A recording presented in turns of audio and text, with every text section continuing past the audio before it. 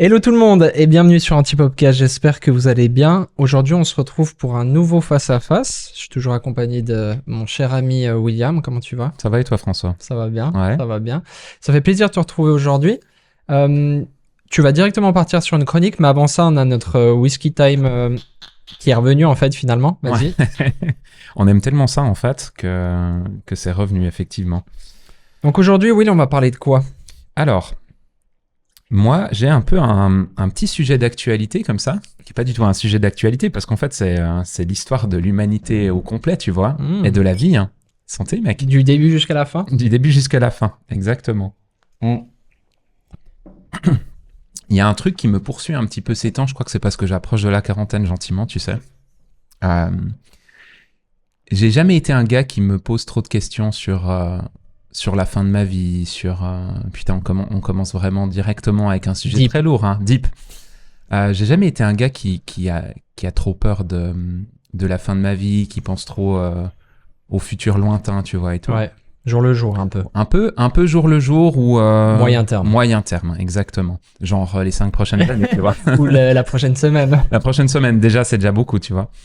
Et puis, depuis quelques temps, je sais pas, dans ma vie, je suis confronté de manière générale, mais je pense que c'est parce que je vieillis, en fait, à un peu plein d'échéances, tu sais.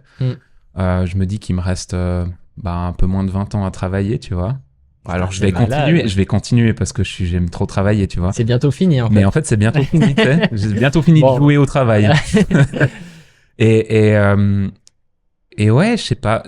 Là, j'ai passé du temps cette semaine avec une photographe qui est une super photographe, qui a reçu des prix, qui est super douée dans son travail, et puis qui me disait que depuis quelques années, elle a plus de commandes. Les clients m'appellent plus en fait.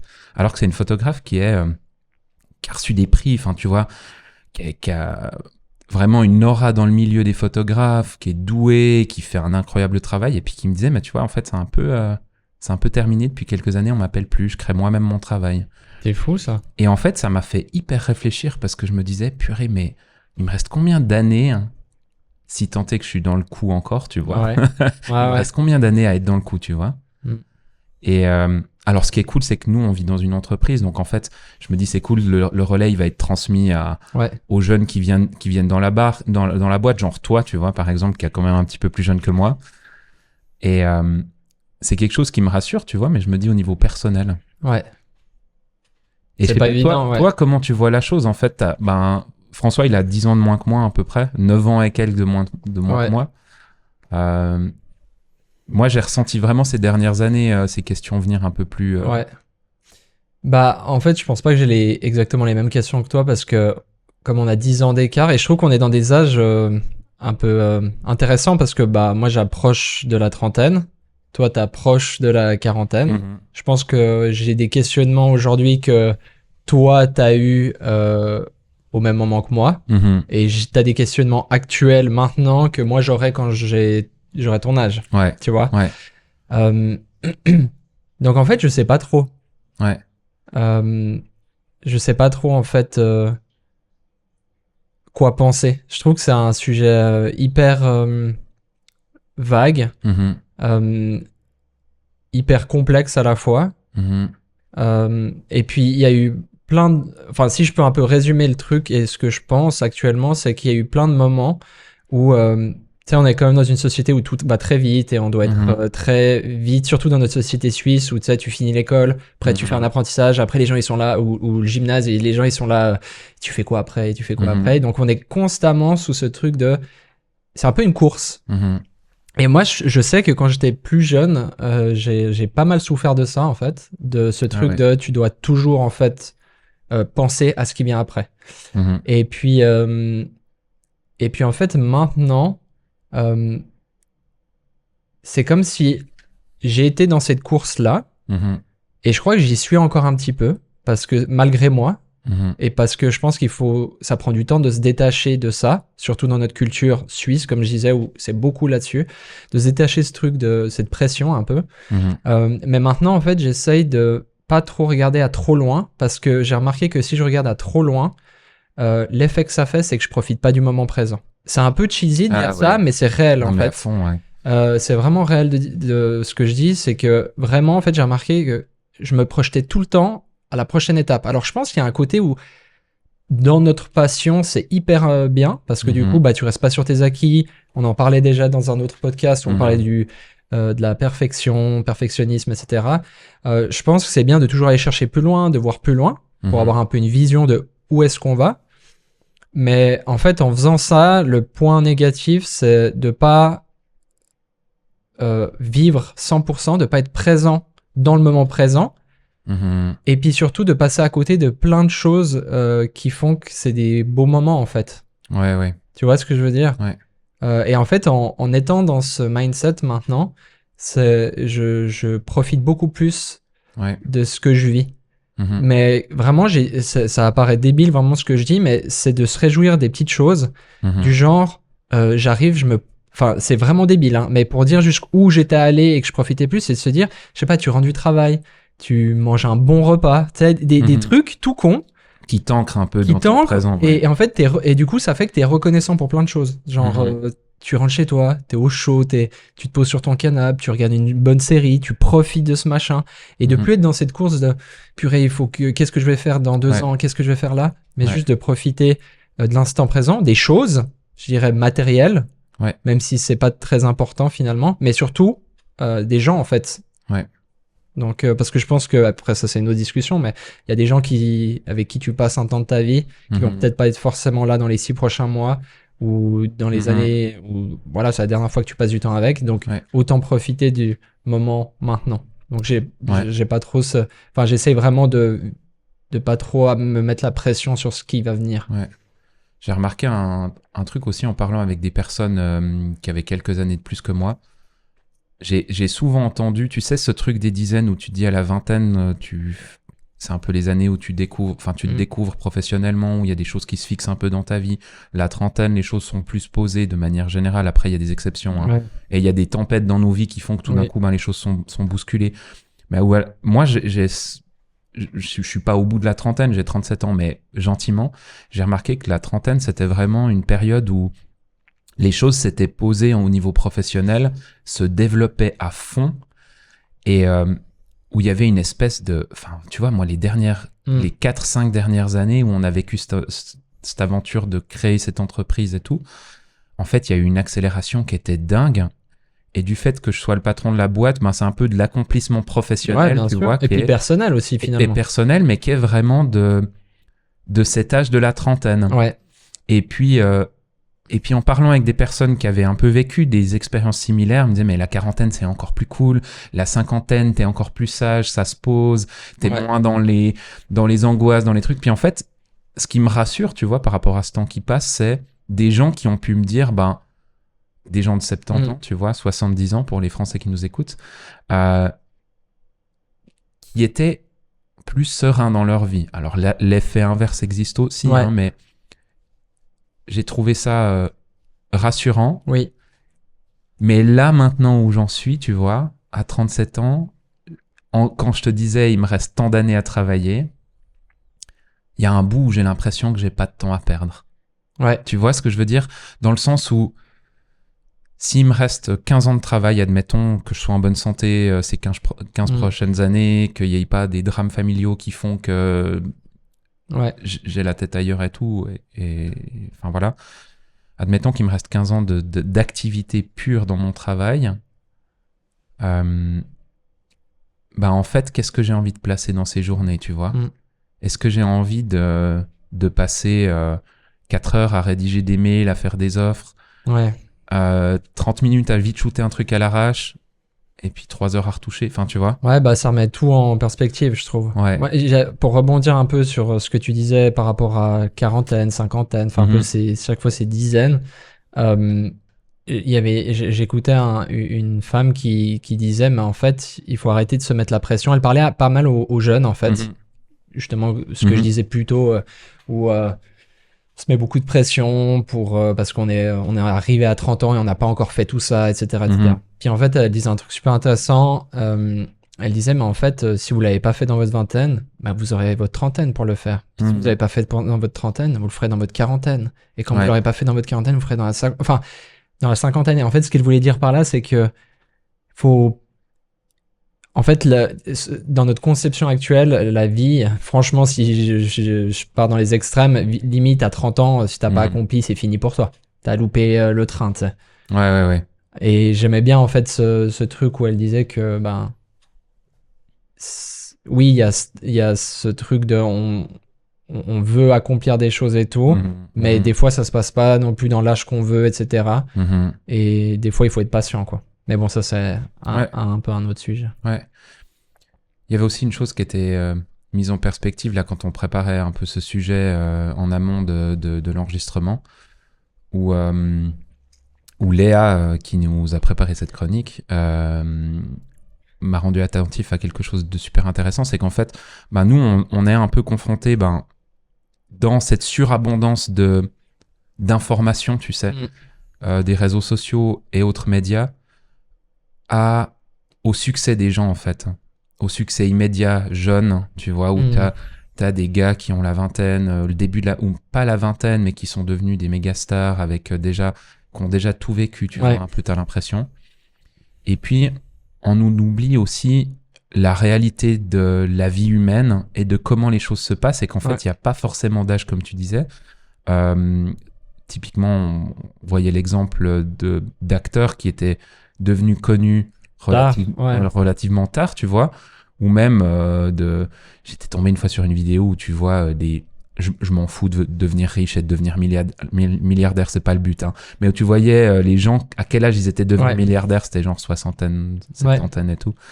Et tu sais, on s'imagine des fois les gens ayant eu une vie absolument lisse et en constante augmentation, et en fait pas du tout. Il y a des âges aussi où en fait c'est pas le moment non plus, en fait. Ouais. Par rapport à ça, il y a un exemple genre qui est assez, je trouve, concret, c'est Samuel L. Jackson, justement, qui a, je sais plus à quel âge il a percé, mais je crois à la quarantaine. Donc c'est marqué 42 ans sur la chronique. Voilà, 42 ans. Qui est un acteur incroyable. Enfin, moi, en tout cas, personnellement, je kiffe bien. D'ailleurs, je suis une masterclass de ce gars sur masterclass, justement. Trop bien. Vraiment trop intéressant.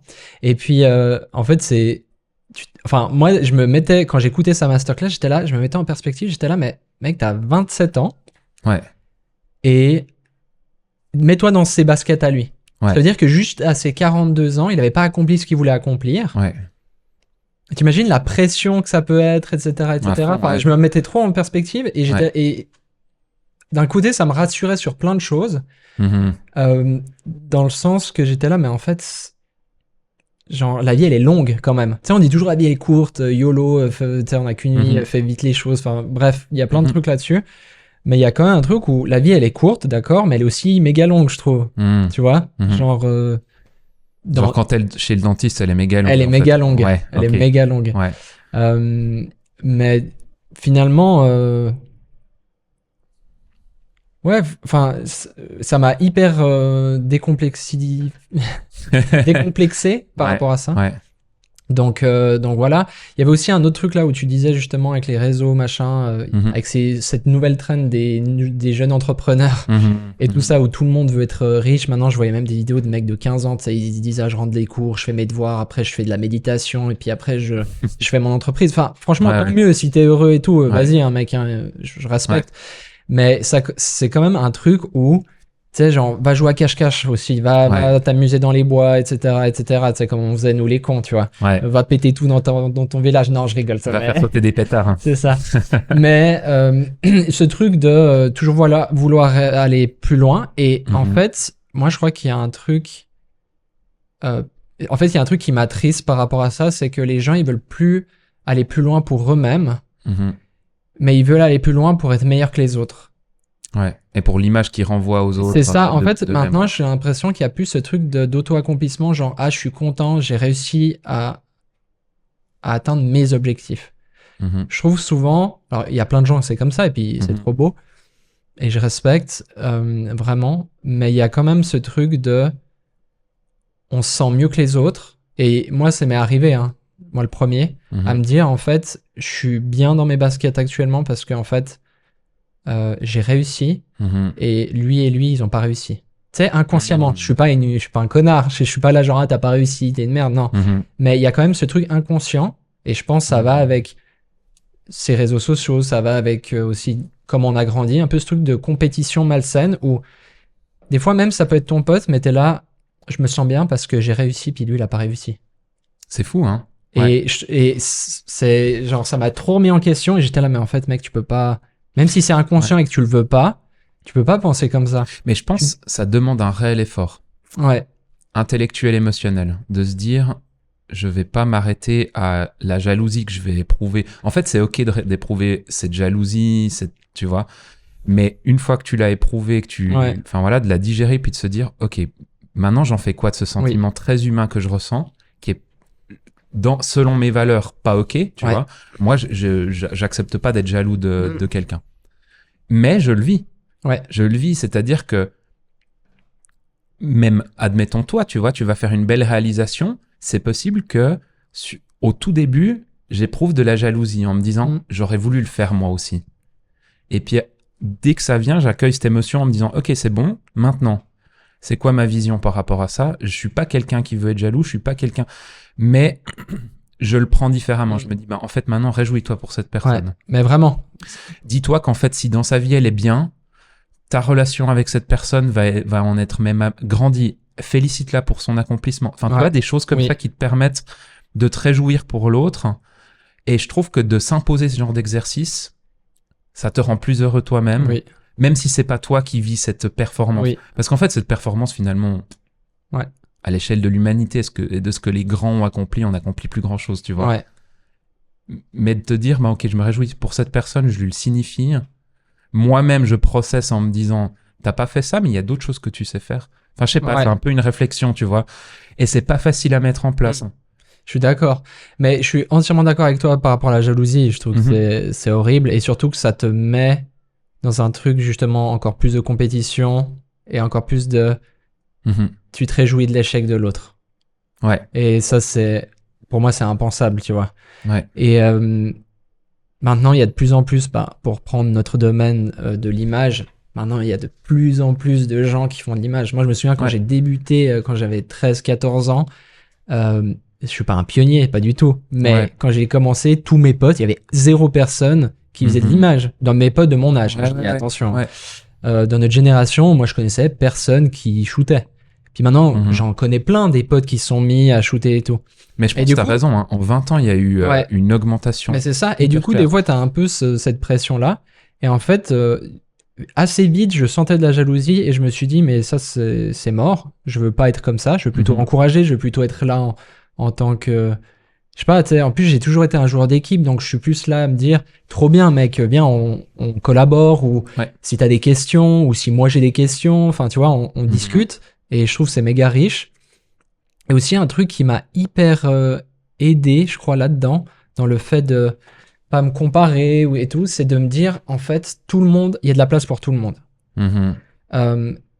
Et là, je parle pas forcément au niveau du business, parce qu'on en a déjà un peu discuté, de dire, tu sais, qu'il y a des gens, ils ont des plus petits mandats, d'autres des plus grands, d'autres des encore plus grands, et puis tout le monde trouve chaussure à son pied.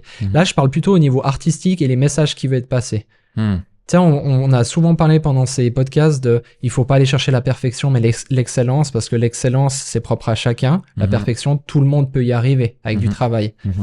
Et en fait, moi, je me colle vraiment à ça, dans le sens que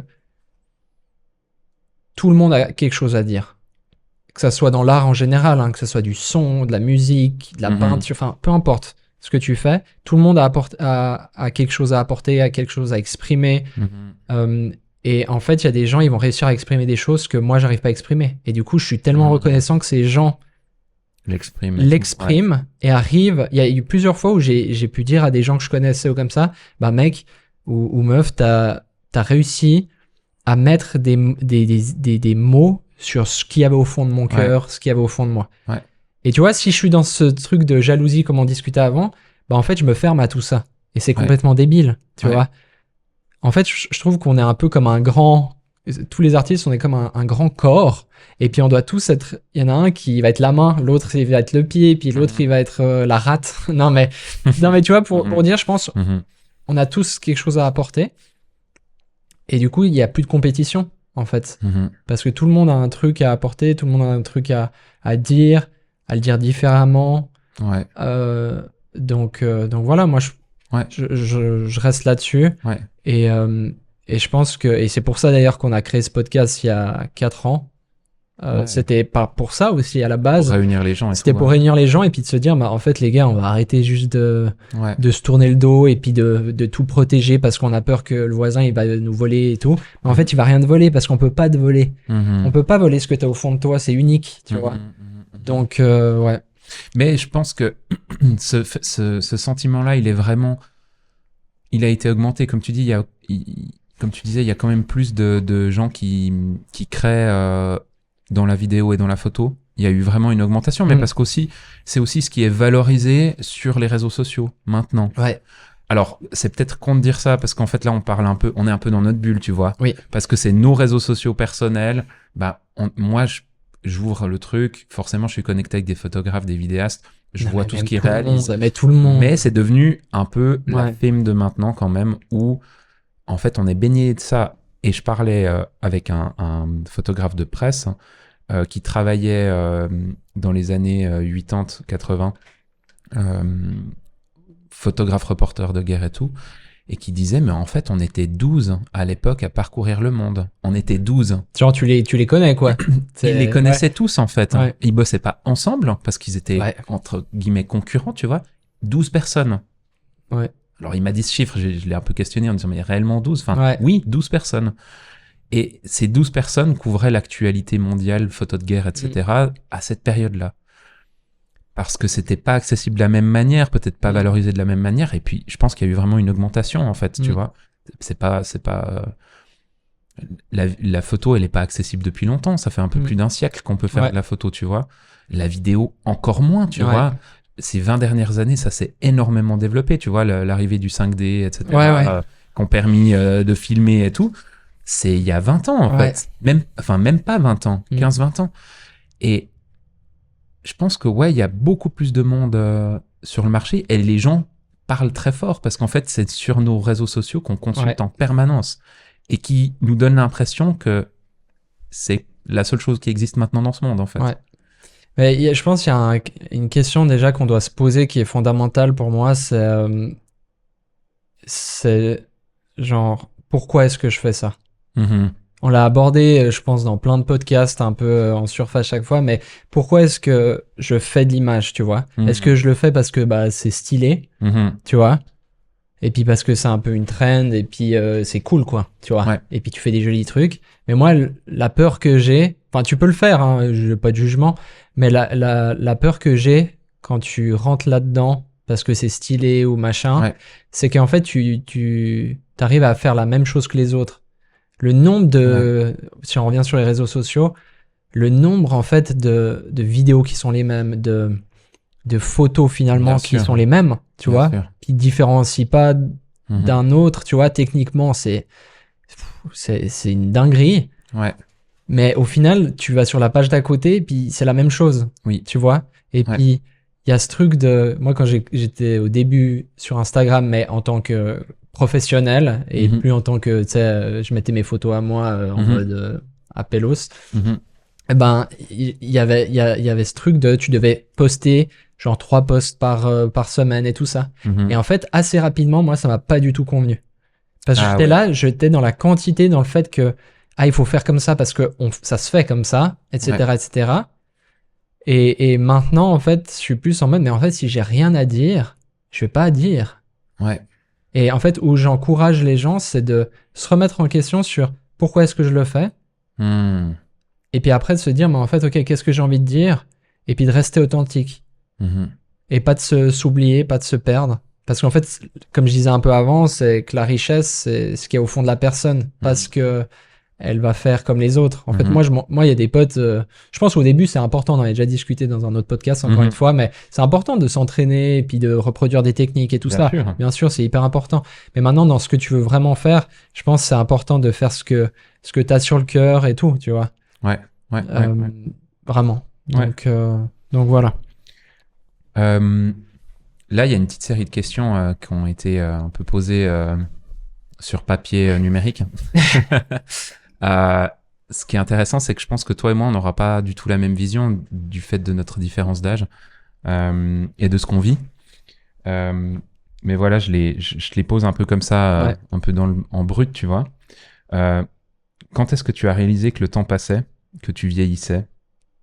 À quel âge? Si ça t'est arrivé. Alors, c'est m'est arrivé, en fait, j'y ai jamais trop pensé. Vraiment, j'avais toujours ce truc hyper détaché, et c'est arrivé quand j'allais arriver à mes 25 ans. Je crois à mes 25 ans, quand je suis arrivé à 25 ans, je me suis dit, tu sais, il y a ce truc on dit 25 ans, tu commences à mourir, quoi. Enfin, non, mais tu sais, tes cellules... C'est vrai. C'est vrai. Tes cellules, enfin, je sais pas, je suis pas médecin, mais... Elles se régénèrent plus. Elles se génèrent plus, etc., etc. Ouais. 25 ans, c'est aussi l'âge où t'arrives... Enfin, t'es adulte. T'es plus jeune adulte, t'es adulte. Donc, t'avais quand même pas mal de trucs. Mais encore une fois, je pense que c'est très sociétal, tu vois. C'est genre une pression dans laquelle j'ai grandi, et puis tout d'un coup, elle s'est révélée. Mais en fait, elle s'est révélée donc à mes 25 ans. Et puis, c'est à ce moment-là que je me suis dit, ah ouais, en fait... ça va vite un peu quand même, tu vois. Ouais. Et du coup, après, t'as des craintes, et puis tout ce qu'on discutait plus tôt, où t'as des craintes, t'as de la pression, surtout quand, bah, tu vois, moi, j'ai fait un CFC en vente, en sport, puis après, tu te lances tu décides de te lancer dans ta passion et t'as envie d'en vivre, bah, je suis pas en train de me lancer des fleurs, pas du tout, parce qu'il y en a plein qui font 1000 fois pire, mais c'est quand même un petit pas à prendre, qui est pas évident. Et à cet âge-là, t'es là, mais attends, est-ce que ça va marcher? Et puis voilà, et puis Dieu merci, ça a fonctionné, et du coup, j'ai bien passé ce cap et tout ça. Mais je pense que c'est à 25 ans que j'ai compris que le temps il passait et qu'il passait assez vite. Et puis aussi que je devais accepter que j'étais plus le même qu'à 20 ans. Puis de plus en plus. Et en fait, c'est ok maintenant. Tout un temps, après mes 25 ans, j'avais peur d'arriver aux 30. Et en fait, maintenant, je me réjouis. Parce que j'ai remarqué que la vingtaine, en fait, ça me correspond pas trop. Ouais. Tu vois? Enfin, c'est un peu... c'est comme si j'avais été créé pas pour la vingtaine. Je sais pas, après, c'était pas évident comme période. Non, mais Tu vois, moi, mon adolescence, ça a pas été évident, mais sur d'autres plans. Mais au niveau personnel, je me sentais bien, tu vois. Mais là, la vingtaine, ça a été quand même complexe. Mais donc, moi, je me réjouis en fait d'arriver à la trentaine, tu vois. Ouais. Donc voilà, et puis toi? Ouais, moi je trouve que la vingtaine, effectivement, c'était pas facile non plus. Fin de la vingtaine, c'était cool d'arriver à 30 ans. Là, par rapport à la question qui était posée, tu vois, c'est pas tant l'âge qui m'a fait prendre conscience que le temps passait. C'est les rides. C'est les rides, le bide. Non, non, mais à part ça, c'est vraiment enfin, moi, je récupère plus, quand on fait nos soirées arrosées, je récupère plus de la même manière que quand j'avais 19 ans, hein. Mais je gère aussi un petit peu mieux pour pas arriver dans des états aussi avancés, tu vois. Mais, non, moi, je dirais, c'est plus, ce que tu vis autour, hein, tu vois. Tes parents qui vieillissent, tes amis qui commencent à mourir. Non, mais c'est con, hein, mais en fait, t'es là, ok. C'est vrai. C'est plus ces choses de la vie où tu te rends compte tout d'un coup que c'est un peu glauque, hein, mais ça te rappelle à ta condition d'homme qui sur cette terre est limitée, en fait. Et c'est pas juste un terrain de jeu que tu vas pouvoir aborder de la même manière de tes 15 ans à tes 75 ans, en fait. Ouais. Il y a un moment donné où t'es plus aussi capable, hein, physiquement. Les gens que tu pensais avoir tout au long de ta vie auprès de toi, en fait, ils sont plus forcément là au bout d'un moment, parce que ils disparaissent, enfin voilà.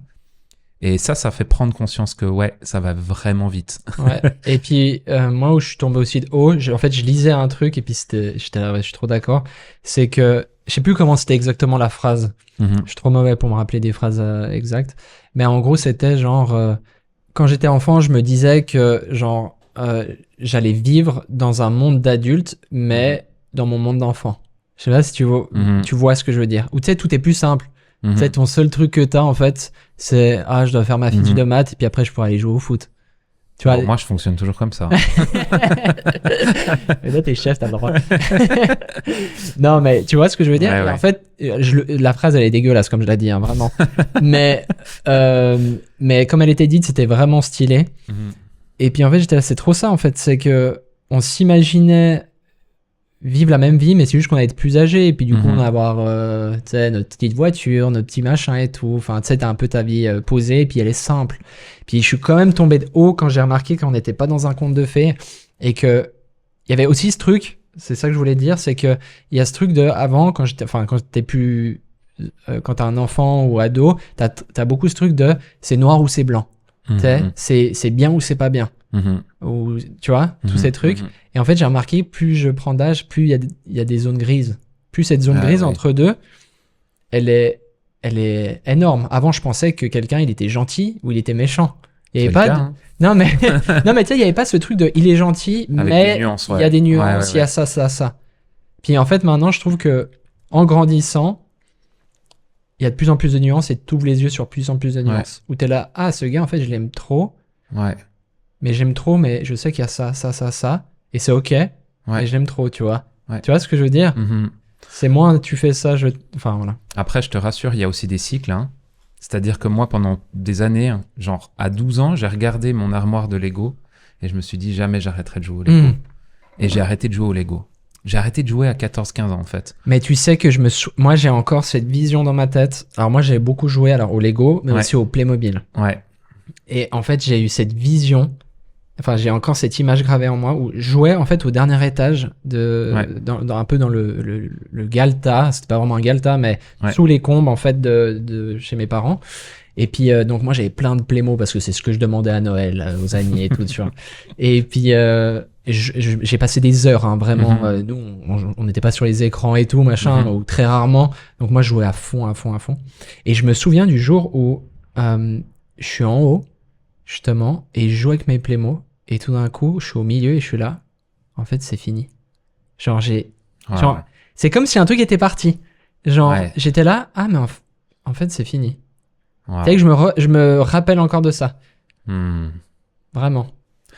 Bah, ce qui est bien, c'est que si t'as des enfants un jour, tu peux rejouer au Playmo et au Duplo. C'est ça. Tu vois, moi, je joue avec ma fille au Duplo. Mais est-ce que t'as autant de plaisir que quand t'étais... Ah ouais? Incroyable. Okay. Bon, je passe pas tout un week-end complet à faire que ça, tu vois. Ah ouais? Là, vraiment, quand j'étais gamin, c'était tout le week-end, on balançait la caisse de Lego par terre avec mon frère et c'était des heures et des heures de Lego. Maintenant, c'est vrai que je joue 1 heure avec ma fille, puis au bout d'un moment, je suis là, bon, je vais aller me boire un petit café, tu vois. Mais c'est ok. C'est ok. Mais t'as quand même ce plaisir revient qui est un peu un plaisir nostalgique, tu vois. Mais il y a un peu des cycles de vie comme ça, tu vois. Trop. Heureusement. Parce qu'en fait, moi, quand j'y réfléchis, je suis pas vraiment devenu un adulte. Mais je pense que c'est tu vois, j'assume mes responsabilités maintenant, plus ou moins. mais en fait, je reste un gars qui est un enfant. Et dans ma créativité aussi, en fait. En fait, c'est trop bien. Et j'ai écouté un truc d'Alexandre Astier dernièrement, qui a fait un podcast avec je sais plus qui maintenant.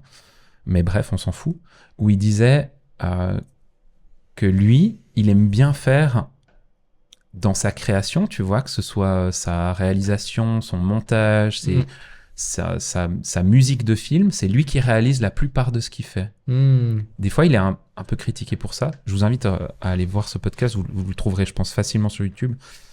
Un truc qui m'a hyper touché, c'est que il disait, c'est comme quand on est gamin. En fait, t'as des jeux qui te sont donnés, tes Duplo, tu vois, ou tes Lego, ou tes Playmobil. Mais qu'est-ce que tu vas aller les filer à des potes pour qu'ils jouent avec, en fait? Si t'aimes faire ça, t'as envie de jouer toi, t'as envie de créer toi. Et ça m'a hyper touché parce qu'en fait, moi, je continue à aborder mon travail la plupart du temps et je m'efforce à ça, comme si je suis en train de faire une construction de Lego. Tu vois? Et en fait, j'aime trop faire des Lego. J'aime pas faire des factures. J'aime pas faire des factures, en fait. C'est pas mon taf. Moi, j'aime faire des Lego. Mais faire des Lego, maintenant, c'est devenu faire des photos. Mais du coup, qu'est-ce que je vais le confier à quelqu'un d'autre, ça, en fait? Puisque c'est ce que j'aime. Et en fait, ça m'a trop touché. Et il disait, en fait, hâtez de croire qu'on travaille, etc. On continue à jouer, en fait. Il le dit pas comme ça, bien sûr. Mais en fait, moi, je continue à jouer quand je fais mes photos. J'expérimente, je teste un truc. Ça marche pas trop ou ça marche. Et je trouve que ça, on va dire que c'est le truc un peu de la vitalité d'un enfant, de ce que t'as au fond de toi, qui te donne envie de créer en tant qu'artiste aussi. Après, je pense que c'est un questionnement, un raisonnement très occidentaux riche. Parce que tu vois, quand il dit il faut continuer à jouer, Je veux dire, un enfant de 8 ans au Congo dans les mines de cobalt, tu vois, il travaille, il joue pas. Tu vois ce que je veux dire? Donc, je suis entièrement d'accord avec toi. Mais je pense que malheureusement, on n'a pas tous eu la même enfance et tout ça. Mais je trouve hyper intéressant ce qu'il dit, tu vois. Mais je pense dans nos milieux, du moment où tu vis de la photographie ou de la vidéo, je trouve que c'est quand même ultra privilégié. Oui. Et des fois, quand on travaille trop dur avec des clients où on est insatisfait, je pense qu'on en oublie la chance qu'on a de faire ce métier quand même. Et le fait de se rappeler que il faut continuer à jouer en fait. Nous ici on joue avec des copains. Ouais. Parce qu'en fait on a une agence où on a une ambiance de travail quand même, je trouve, qui est... t'invites tes copains à jouer au Lego en fait. Ouais. Tu vois, c'est ton anniversaire et puis tu joues au Lego. Non mais c'est incroyable en fait. Ouais. Et je trouve de le cultiver en fait, ça permet de continuer à avoir du plaisir. À fond. Tu veux que je continue avec les questions c'est brut, je te dis tout de suite. Est-ce que tu as peur de vieillir? On en a déjà un peu discuté. T'as le droit de dire juste non. Non, je crois pas. Ouais. Je crois que je me réjouis. Moi, je commence à avoir peur, mec. Ah ouais? Trop bizarre, j'ai jamais eu peur avant. Je commence à avoir peur parce que je me dis c'est tellement cool de jouer au Lego, j'ai pas envie de partir. Ouais. Tu vois? Ouais. J'ai pas envie que la fête soit finie en fait. Ouais. Ouais, mais justement, comme on discutait avant, je pense pas que la fête elle est tout de suite finie. Tu vois, il y a tellement de trucs à faire en fait. On sait pas. On sait pas, mec. Oui, mais on sait pas, mais justement, c'est ça aussi le truc. Bah oui, mais c'est ça qui rend la chose belle en fait. Tu sais pas quand ça se finit. Bah ouais. Mais à un moment donné, ta maman elle vient puis elle dit bon, on rentre à la maison, puis c'est fini. Puis toi t'étais là, genre t'étais au milieu de ton jeu de Lego, tu vois. Ouais, je vois bien. Non, mais moi je trouve que c'est hyper. En fait, je crois que c'est le truc genre un peu pimenté qui reste. Genre, tu sais pas ce qui va se passer. Ouais, ça se trouve dans, je sais pas, dans 2 ans, t'es au Canada, t'habites là-bas, je sais pas. C'est possible, ton taf il est différent, tu vois. Ouais.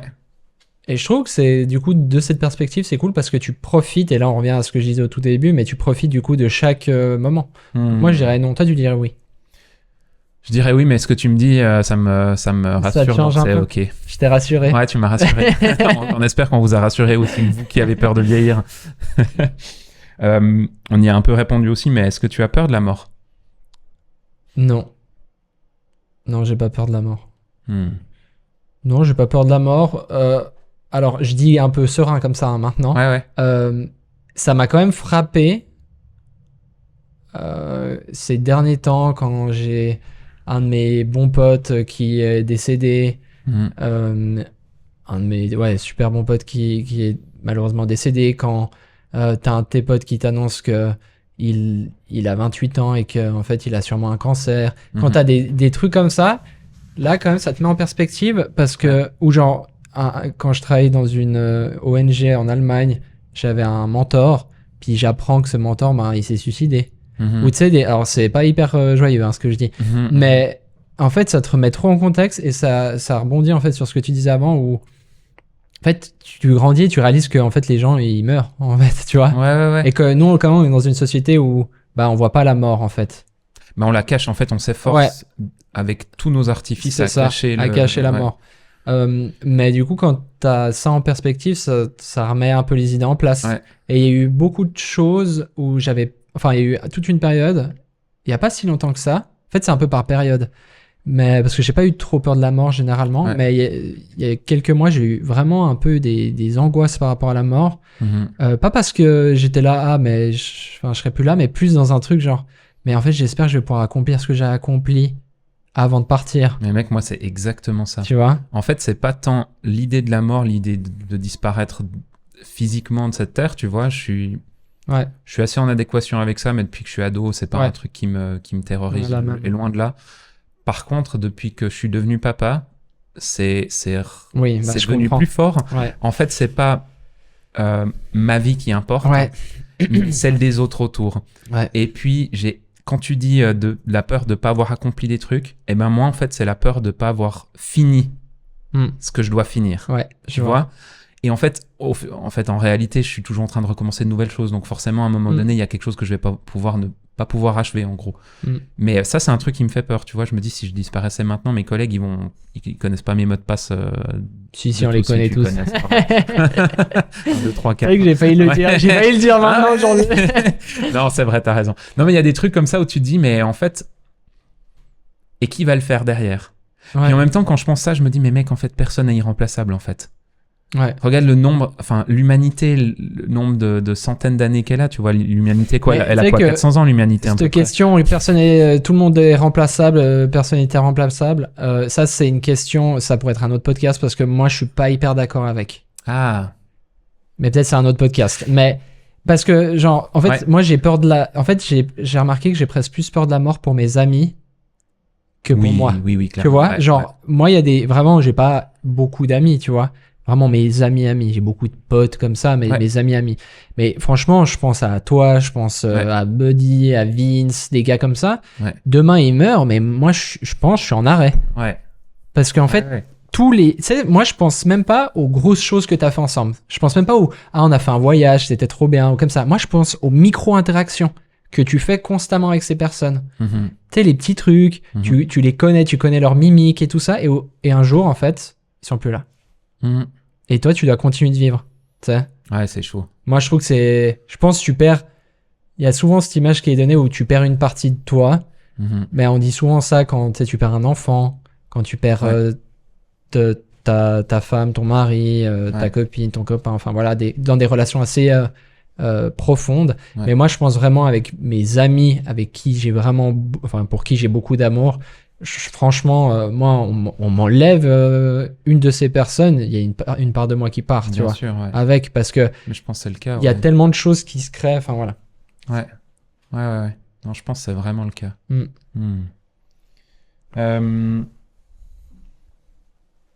Est-ce que tu trouves que le temps renforce ou teste tes liens avec les autres? C'est intéressant. C'est intéressant, c'est difficile comme question. Bah, alors, pour moi j'ai quelque chose d'assez clair par rapport à ça. Clairement, le temps teste, je trouve, tes amitiés, tes relations. Et aussi, il y a des cycles j'ai des cycles de vie où je me rappelle par le passé être proche de certaines personnes. Là, des personnes qui étaient à mon mariage il y a 6-7 ans. Je sais même pas le nombre d'années. 7 ans. Je les ai invités à mon mariage. En fait, je les réinviterai pas maintenant. Je les vois plus depuis 7 ans. La même. En fait. Et c'est ok, hein. Il y a pas de conflit, il y a rien du tout. C'est juste la vie qui, tu vois. Maintenant, mon entourage le plus proche, ça va être, c'est con, mais les collègues, c'est les gens que je vois le plus la semaine, tu vois. Ma famille proche. Mais voilà, il y a ces cycles qui font que tu as des gens desquels tu es proche pendant un temps, que tu vois moins après, et puis c'est ok, je trouve. Ouais, alors j'ai eu, j'ai réalisé ça, justement, en fait, quand j'ai réalisé ça, c'était grâce à quelqu'un qui disait, mais en fait, les gens, ils sont pas forcément là pour toute la vie. Tu sais, ça veut pas dire qu'ils meurent, mais en fait, t'as tes chemins, c'est un peu comme des lignes comme ça, et puis d'un coup, tu vas croiser quelqu'un, puis après, ça se trouve, tu vas plus jamais le croiser, ou ça se trouve, tu vas le recroiser 6 mois après, et puis vous allez refaire un bout de chemin ensemble. Après, vous éloignez, puis d'un coup, tu te recroches. Moi, typiquement, l'exemple le plus concret que j'ai, c'est avec Vince, mon meilleur pote, où en fait, on était à l'école enfantine ensemble, tout petit. On a des photos de nous, on fait nos anniversaires ensemble. Donc vraiment, mes plus vieux potes, tu vois, avec Sylvain et tout, avec qui on a grandi. Et même Sylvain, la même chose. Et en fait, on s'est séparés, genre toute une période de notre vie, soit parce qu'on n'habitait pas forcément dans le même village. Tu sais, à l'époque, c'était ça, tu vivais pas dans le même village, tu le voyais plus. On n'était pas dans le même village, ou je sais pas, les choses de la vie qui font que tu te vois plus, puis d'un coup, tu te recroises. Puis maintenant, je vais faire ma vie avec ces gars, tu vois, parce que c'est... je pense qu'il y a aussi des choses qui ont été, qui sont scellées dans notre amitié quand on était petits, qu'on peut même pas déceler, mais qui font que maintenant c'est hyper puissant. Peut-être un bagage. Donc il y a vraiment ce truc où tu te sépares et ça a duré vraiment des années. Puis tout à coup tu te rejoins. Et puis à contrario, j'ai eu genre des potes avec qui j'ai fait toute ma scolarité. C'était mes meilleurs potes. Et puis un jour, on se disait tout le temps, mais on va faire notre vie ensemble et tout, ça va être trop bien et tout machin. Et en fait, on a grandi, évolué. Puis dès qu'on arrivait à l'adolescence, un peu plus tard, 17, 16, 17, etc. En fait, t'as des choses chez les gens que tu remarques des idées, des pensées, des trucs qui sont plus en adéquation avec ce que tu vis, tu vois. Et en fait, tu remarques que ça va être fini, en fait. Ouais. Et en fait, du coup, ça s'est terminé. C'était mes 2 meilleurs potes de l'école. C'est terminé. Ouais. On n'est pas en froid, si tu veux. Mais ça, c'est fini. Ouais. Et puis maintenant, on s'est déjà recroisés. On a bu un café ensemble et tout. C'est cool. Mais ça va pas plus loin. Il y a eu un truc qui s'est coupé à un moment donné. Ouais. Tu vois.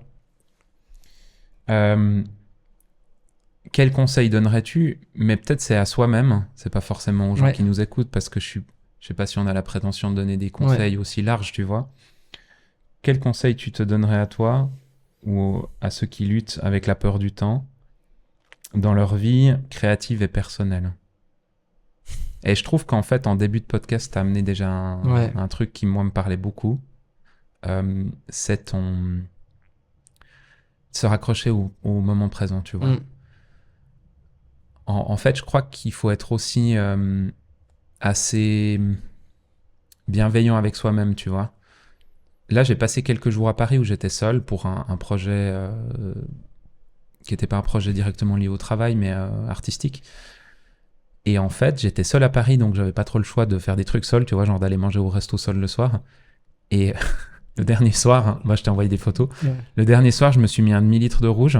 Parce que t'aimes la vie. Ouais, parce que j'aime la vie, vraiment. Et j'étais seul et je me suis dit, en fait, alors je suis pas vraiment du style à me mettre des demi-litres de rouge tout seul, tu vois. Ouais. C'est plutôt avec des potes ou comme ça. Mais là, je me suis dit, mec, t'es à Paris, tu vas te faire un bon bistrot, tu manges un truc, mais vraiment que tu kiffes. Alors, je vais pas passer 3 heures à parler avec moi-même, hein. Ça va être assez expéditif, tu vois. Et je me suis mis un demi-litre de rouge, mais j'avais mon petit Leica argentique avec moi. Je t'ai écrit, on s'est écrit 2-3 messages, parce que moi, j'aime bien partager, et je trouve que c'est aussi par rapport... Oui. Seul, des fois, c'est limité. Enfin, voilà. Et je suis sorti dans les ruelles de Paris j'étais ivre, mais vraiment... J'avais mon petit Leica et je shootais en pleine rue, c'était trop bien, la nuit. Je pense qu'il y a tout qui est flou. Hein. Non, mais réellement, c'est de la merde, vraiment.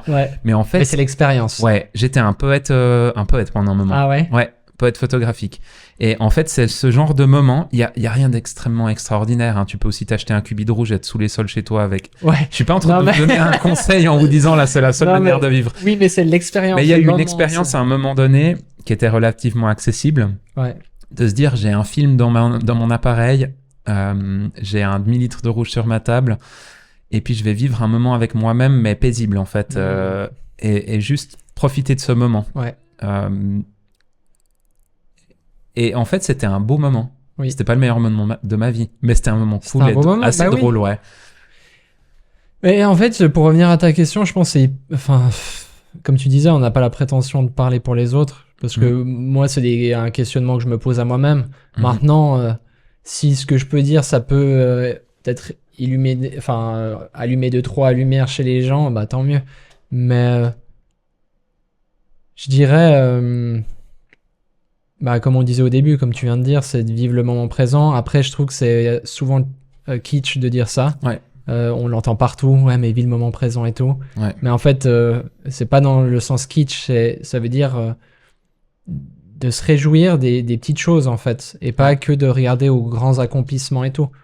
Déjà de regarder à ce que vous avez accompli, je dirais dans un premier temps, parce que souvent on regarde à ce qu'on n'a pas accompli, mais il faut déjà regarder d'où on vient en fait, ce qu'on a fait. Est-ce que le François qui a 14 piges, comme on disait dans un autre podcast, est-ce qu'il est fier de moi aujourd'hui? Déjà ça, premièrement. Et ça déjà, je pense que ça va nous aider en fait à prendre jour après jour. Parce que si moi je me mets... En plus, je pense tout le temps, et c'est horrible quand je suis dans le lit avant de dormir, c'est horrible, il faut que je shut down mon cerveau, parce que c'est une horreur. Mais si je commence à me poser trop de questions, en fait, je regarde à tout ce que j'ai pas accompli, je regarde à tout ce que j'ai à accomplir et tout ça, et puis c'est pas viable en fait, tu vois. Non, et puis je pense aussi, pour les gens qui sont autour de toi, t'es pas la meilleure personne. Enfin, t'es pas la meilleure version de toi-même, c'est ça que je voulais dire. Parce qu'en fait, t'es pas 100% là avec les gens. Moi, je préfère maintenant me dire, ok, tu sais, comme quand on a fait notre voyage en Éthiopie, où t'es en Éthiopie, t'as pas le choix, t'es là, t'es posé, on était les deux, on est rentré dans des villages de fous, avec des regards de fous, les gens, ils étaient trop beaux. En fait, là, t'as pas le choix, tu vois, d'être sur le moment présent. Donc, en fait, t'es vraiment, tu te souviens, on se disait, tu regardes dans les yeux des gens, il se passe quelque chose, il y a une connexion, il y a un truc. Et du coup, là, tu vis pleinement ce que tu dois vivre. Donc je dirais, en fait, c'est vraiment de se dire, ben, en fait, je vais vivre... Oui, je pense que c'est sain, c'est bon d'avoir des objectifs, etc., d'avoir des visions, etc. Mais c'est déjà être gentil, comme tu disais plus tôt, gentil avec soi-même. Et puis d'être tolérant avec soi-même. Accepter, en fait, le fait qu'il y ait des échecs qui sont finalement des apprentissages. Accepter les victoires. Et puis avancer le jour, quoi. Ouais.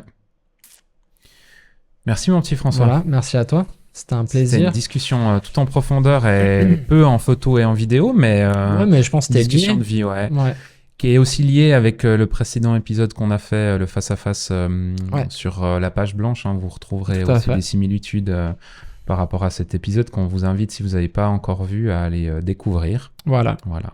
Merci à toi, Will. C'était un plaisir. Et puis merci à vous, comme d'habitude, de nous avoir écoutés, regardés, peu importe où vous êtes. Merci de nous suivre aussi sur les réseaux, etc. On reçoit pas mal de messages. Donc c'est toujours un énorme plaisir de pouvoir discuter avec vous quand on vous croise ou aussi par les réseaux. Donc n'hésitez pas à vous abonner à toutes nos plateformes. Et puis le podcast est disponible comme d'habitude sur Spotify, Deezer, Apple Podcasts, YouTube. Voilà. On se dit à la semaine prochaine pour un autre épisode. Et jusque-là, portez-vous bien. Ciao.